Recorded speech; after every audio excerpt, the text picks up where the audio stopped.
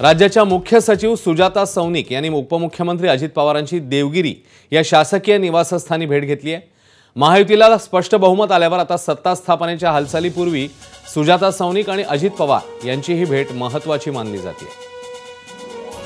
उद्या हा शपथविधी होईल असं बोललं जातं। एकीकडे मुख्यमंत्री उपमुख्यमंत्र्यांचा आणि त्याच पार्श्वभूमीवर सत्ता स्थापनेआधी होणाऱ्या भेटींना प्रचंड महत्त्व आहे, कारण 26 नोव्हेंबरच्या आधी सत्ता स्थापन करणं अपेक्षित आहे। निलेश बुधावले आपल्याला सांगतील या भेटीमागचं कारण। निलेश, अश्विन, उद्या सकाळी काही वेळापूर्वीच या ठिकाणी राज्याचे मुख्य सचिव सुजाता सौनिक भेटीसाठी अजित पवारांच्या पोहोचलेले आहेत। राज्यात उद्या सरकार स्थापन होण्याची शक्यता आहे। मुख्यमंत्री दोन्ही उपमुख्यमंत्री उद्या शपथ घेतील अशी एक शक्यता वर्तवली जाते। तत्पूर्वीची एक महत्त्वाची भेट आहे।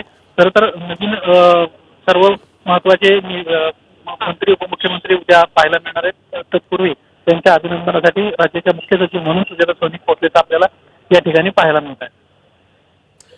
निलेश, उद्या ज्या पद्धतीने आपण बोलतोय की उद्या शपथविधी आणि परवाच्या आधी सरकार स्थापन होणं अपेक्षित आहे, या बैठकीमध्ये काही या दृष्टीनेही चर्चा झालेली असू शकते का, फक्त हे औचित्य होतं?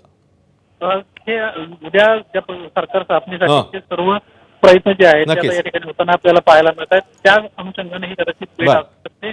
काही वेळानंतर त्या देवेंद्र फडणवीस यांची देखील भेट घेऊ शकतात। दुसरीकडे अभिनंदन हे तर एक निमित्त आहे, मात्र राज्यात आता नवीन सरकार येत आहे आणि त्या अनुषंगानं ही भेट महत्त्वाची मानली जाते। कदाचित या बैठकीमध्ये या संदर्भामध्ये चर्चा होताना आपल्याला पाहायला मिळेल। निलेश, धन्यवाद। बातमीचे ताजे अपडेट्स वेळोवेळी जाणून घेतच राहू। एबीपी माझा, उघडा डोळे बघा नीट।